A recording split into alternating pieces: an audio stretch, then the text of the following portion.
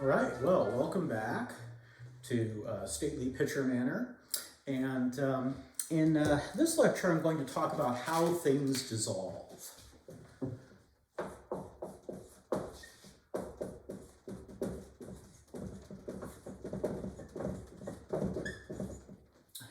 And I'm going to deviate from what's in the text a little bit. The text does talk about energies of solution formation. So, energies of solution formation. And that's section 11.2. Let me just double check. Yeah, section 11.2. And so I'll start off with sort of an overview of what the text talks about. I'm not going to get into numbers, and then I'm going to talk about 4 different cases of how things dissolve, and we'll kind of look at those kind of in qualitative terms. So one rule to remember is like dissolves like. So if we have if our solute is polar, it will dissolve in a solvent that is also polar. If our solute is nonpolar, it's not going to dissolve in a solvent that's polar. It's going to dissolve in a nonpolar solvent. So we have some steps, if you will,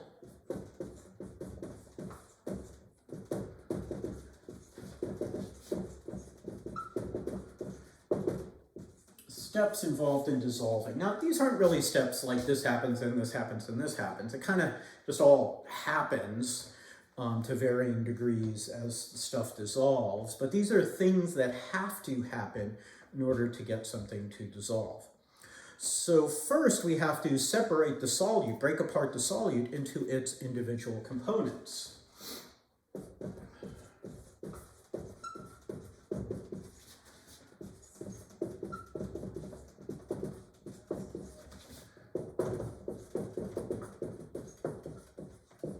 So we'll say individual particles, molecules, so particles, so we'll say molecules, ions, we'll say molecules or ions.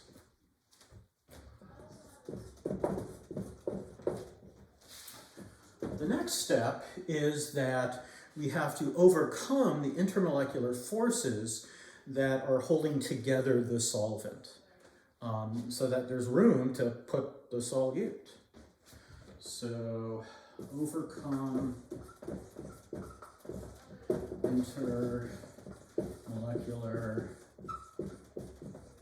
forces of solvent to make room for solute. All right. And then lastly, we need to allow the solute and solvent to interact to form the solution.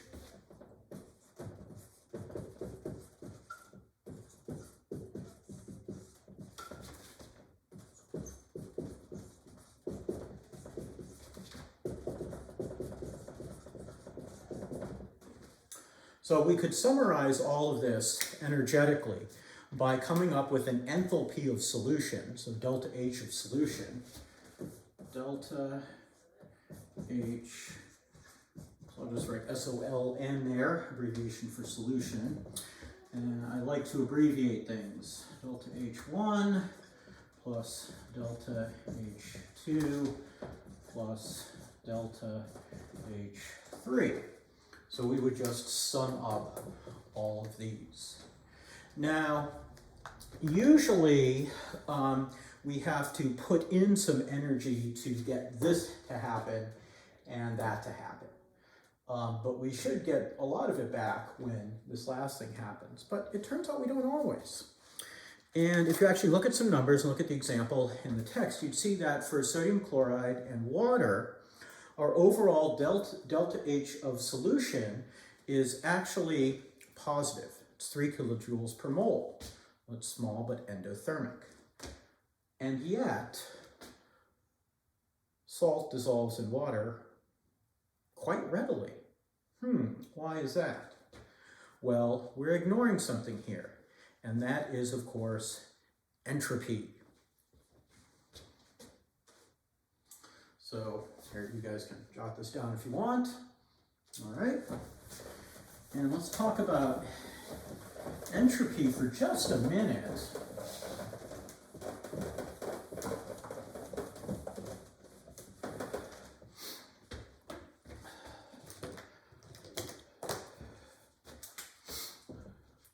So a little side discussion.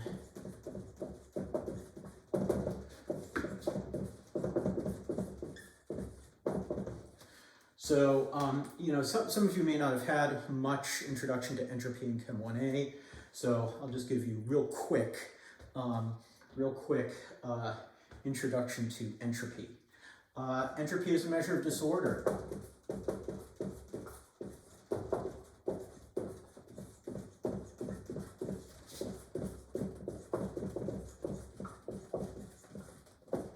Some people call it randomness, but it's not necessarily randomness. It's just a measure of disorder, where S equals K B ln of W or omega. So this is our entropy, and this is the Boltzmann constant. 2 M's in Boltzmann? I don't remember.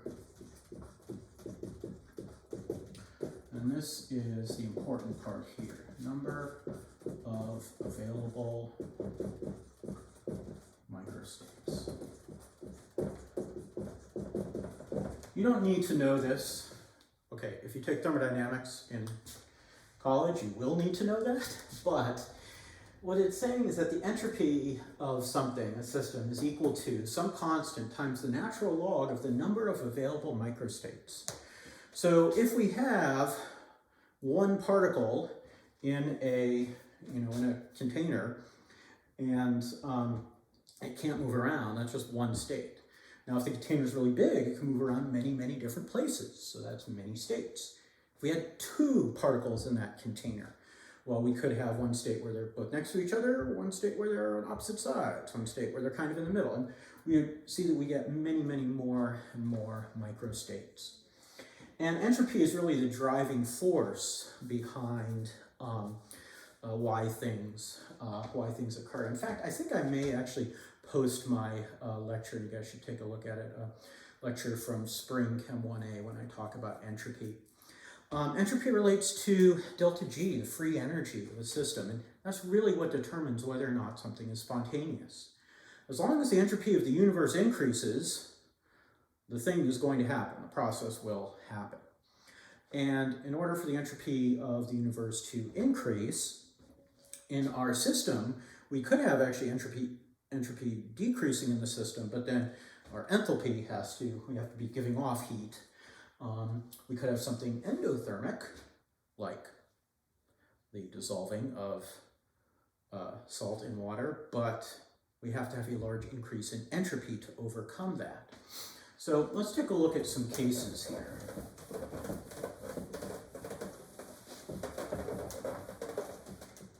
So we'll do these one at a time here. So 4 cases.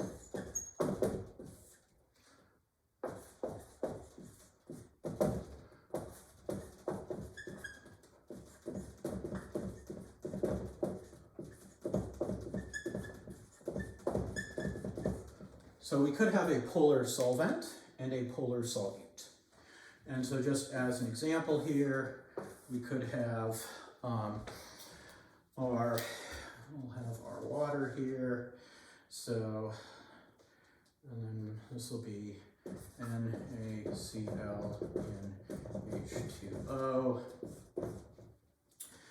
And so we will have, let's minus, plus, minus, minus, plus, plus, minus. Those are our sodium, the plus, and chloride, the minus, particles here.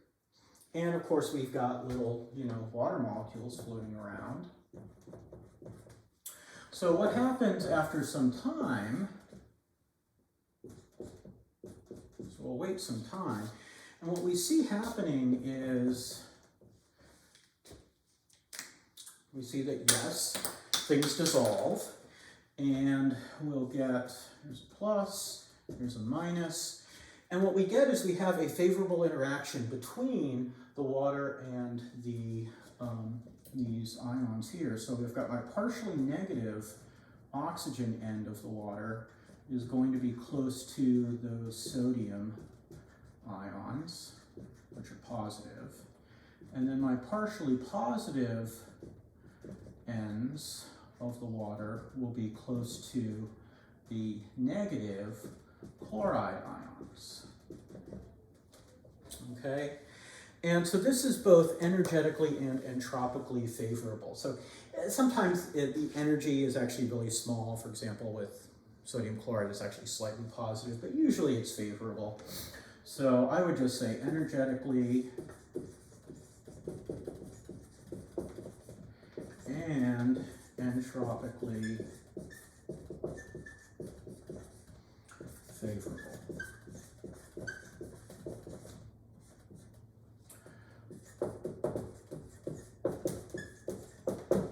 Grab my pen cap. Excuse me. So what do I mean by entropically favorable? Well, I have a highly ordered crystal here. So solids are going to be lower in entropy than liquids, and especially gases. But we won't deal with gases right now. So as I break up this solid, crystalline solid, I'm increasing the entropy. Now I have to surround these individual ions with waters, but because the energetics are favorable, it's almost like, these ions look like water to the rest of the water, and then the rest of the water sees just the surrounding waters. So these waters they're not held firm and tight. They kind of, scoot around the outside of slide around the outside of those ions.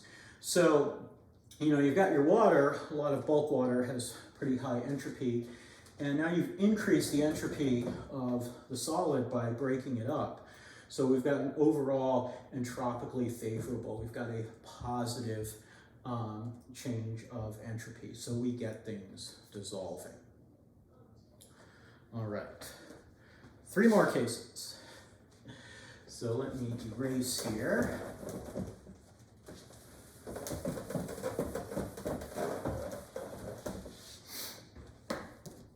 So, case 2, non-polar solvent and non-polar solvent. Now, if you've forgotten polar versus non-polar, I recommend going back and reviewing Chem 1A and taking a look at that stuff. All right, so let's go ahead and we'll take a look here. Let's have our liquid, and then here's some kind of non-polar. So this equals non-polar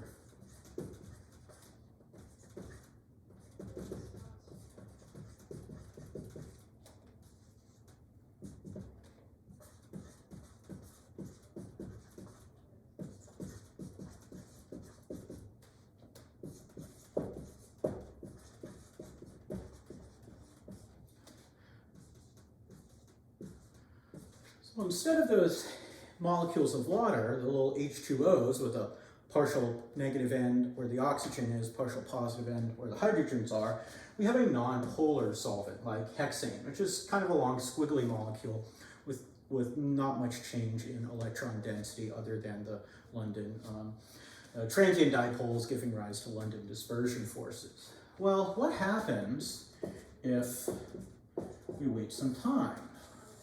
Well, what we see is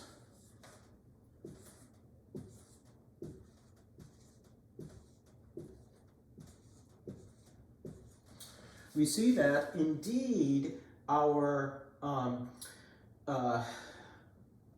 solid here, our nonpolar solute, will break apart when we do get dissolving.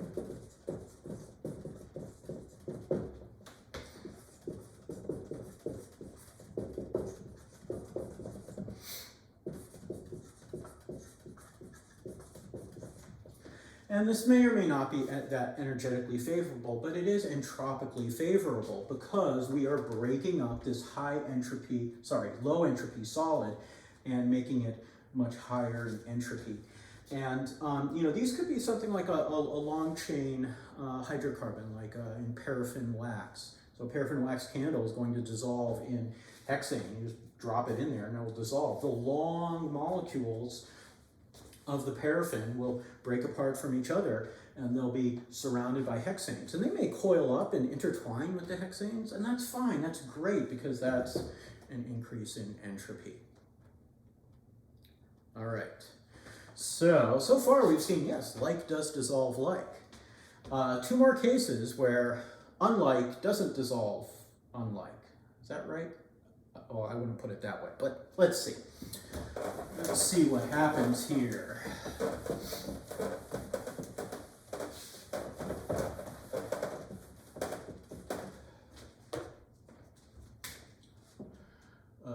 Case 3 is going to be, let's do a non-polar solvent and a polar solute.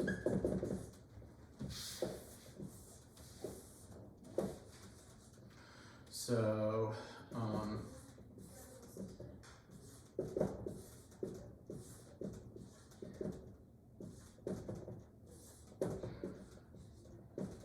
okay, so we've got our hexane and our sodium chloride. We'll wait some time t, and we see that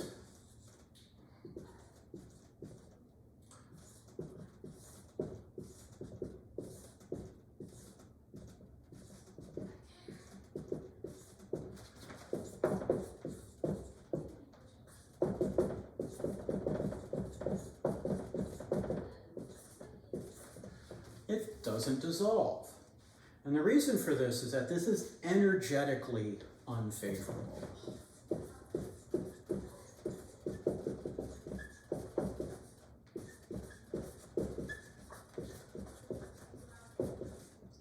Yes, breaking up our solid would actually increase entropy, but there's no reasonably favorable interactions between the solvent molecules and the solute molecules. These solute molecules are really holding on to each other.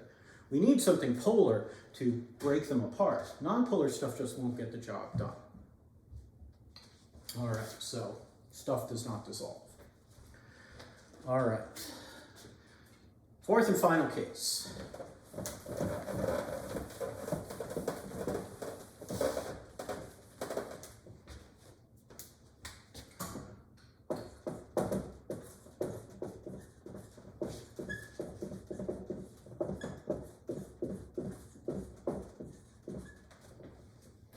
That should be a polar solvent. I do apologize. And a non-polar solute.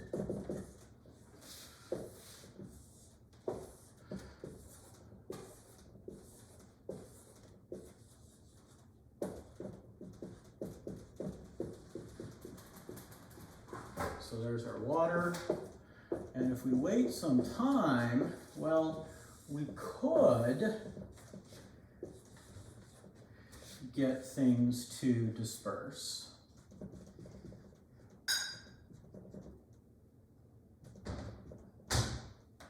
Actually, let me draw this a little differently here. Hold on. I'm going to draw my waters in blue just so you can maybe see them a little bit better. H-O-H, H-O-H.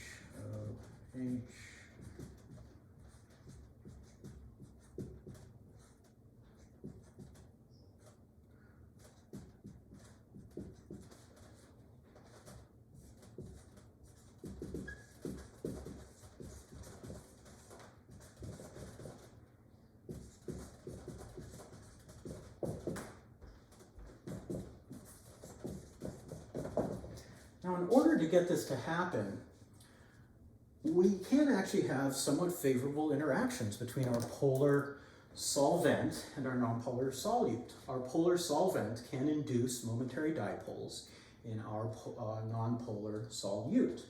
The only problem is we then have to have very highly ordered waters surrounding our nonpolar solute molecules. These aren't like the waters surrounding the sodium and chloride ions, or waters surrounding molecules of sucrose, for example. These are highly ordered. They line up. So we actually have a net decrease in entropy. So this is entropically unfavorable.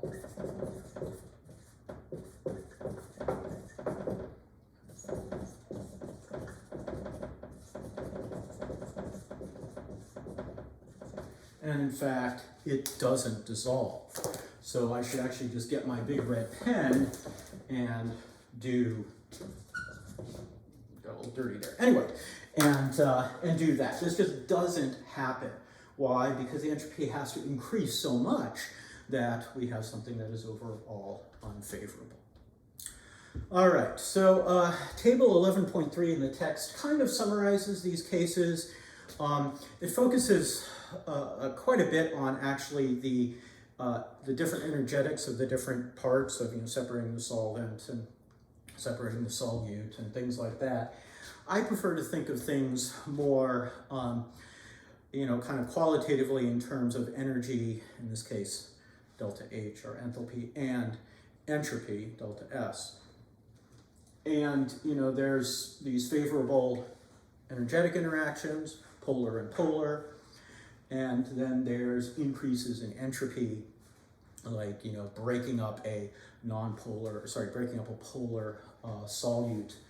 And here we could break up our nonpolar solute, and that gains us some entropy, but we lose so much by ordering these hydrogens that we end up having something that's not favorable. All right. Well, that is it for this lecture. And until next time, I will see you at the gray house with the white trims.